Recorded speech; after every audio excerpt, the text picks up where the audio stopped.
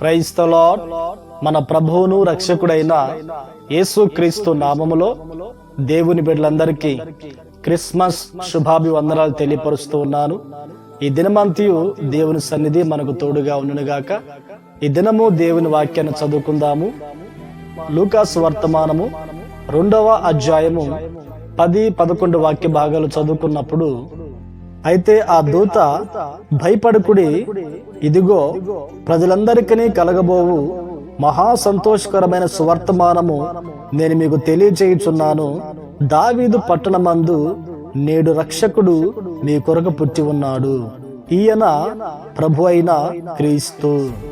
ప్రియ దేవుని బిడ్డలారా, మన ప్రభువును రక్షకుడైన యేసుక్రీస్తు ఈ లోకానికి వచ్చింది పాపిని రక్షించడానికి.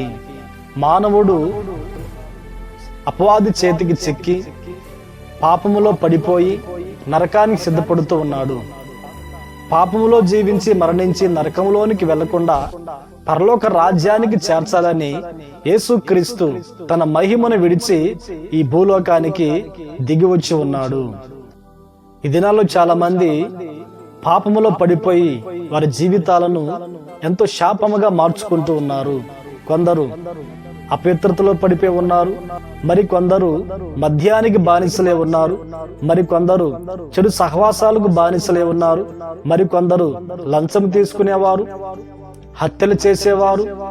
ఇలాగున మానవుడు పాపము చేయొచ్చు, తన జీవితాన్ని శాపంగా మార్చుకుని ఉన్నాడు. అయితే ఈ పాపములో పడిపోయిన మానవుణ్ణి రక్షించడానికి యేసుక్రీస్తు ఈ లోకానికి దిగి వచ్చి ఉన్నాడు. అయితే ప్రియ దేవుని బిడ్డలారా, మానవుని రక్షించడానికి దేవాది దేవుడు తన మహిమను విడిచి ఈ లోకానికి ఎందుకు దిగి రావాల్సి వచ్చింది అంటే, మానవుణ్ణి తయారు చేసింది దేవుడు గనుక. దేవుడు తన పోలికలో మానవుడిని నిర్మించుకుని ఉన్నప్పుడు ఆ మానవుడు అపవాది చేతికి చిక్కి నరకానికి సిద్ధపడుతూ ఉండగా ఆ మానవుణ్ణి రక్షించి పరలోక రాజ్యానికి చేర్చడానికి యేసుక్రీస్తు లోకానికి దిగి వచ్చి ఉన్నాడు. యేసుక్రీస్తు కన్య గర్భమందు జన్మించి ఈ లోకములో 33.5 సంవత్సరాలు జీవించి 3.5 సంవత్సరాలు యెరూషలేము ప్రాంతంలో సేవ చేసి అనేక మందిని ప్రభు రక్షించి ఉన్నాడు. పాపములో పడిపోయి ఉన్న వారిని రక్షించి పరలోక రాజ్యానికి సిద్ధపరిచిన దేవుడు. ఒక తల్లి పాపం చేస్తూ పట్టబడి ఉన్నది. ఆమెను చంపాలని, రాళ్లతో కొట్టి చంపాలని మనుషులు యేసుక్రీస్తు దగ్గర తీసుకుని వచ్చినప్పుడు దేవుడు ఆమె పాపాలను క్షమించి ఉన్నాడు. జక్కయ్య అనే మరొక వ్యక్తి ఉన్నాడు. ఆ వ్యక్తి పన్ను వసూలు చేసే ఉద్యోగం చేస్తూ ఉన్నాడు. మనుషుల దగ్గర అక్రమంగా సంపాదించి పాపములో పడిపోయి ఉన్నాడు. ఆ యెరికో ప్రాంతానికి యేసుక్రీస్తు వెళ్లి జక్కయ్య అనే వ్యక్తిని, పాపిని ప్రభు రక్షించి అబ్రహాము కుమారునిగా ఆ వ్యక్తి పరలోక రాజ్యము చేరునట్లు యేసుక్రీస్తు ఆ వ్యక్తిని కూడా రక్షించి ఉన్నారు. ఈ మాటలు వింటున్న ప్రియ దేవుని బిడ్డలారా, నువ్వు ఇంకా పాపములో ఉన్నావా? పాపపు అనుభవాలు నడిపించబడుతున్నావా? పాపమనే ఊబిలో పడిపోయి బయటికి రాలేక నువ్వు బాధపడుతూ ఉన్నావా? యేసుక్రీస్తు పరిశుద్ధుడు. ఆయన నమ్ముకుంటే నిత్య జీవం ఉన్నది, పరలోక రాజ్యం ఉన్నది. యేసుక్రీస్తు నిజమైన దేవుడు అని నమ్మి ఆయన సొంత రక్షకునిగా నీవు అంగీకరించగలిగితే, నువ్వు చేసిన పాప నిమిత్తం మారు మనసు పొంది పాప క్షమాపణ నిమిత్తము బాప్తిసం పొందగలిగితే దేవుడు నిన్ను పరలోక రాజ్యానికి సిద్ధపరచునుగాక.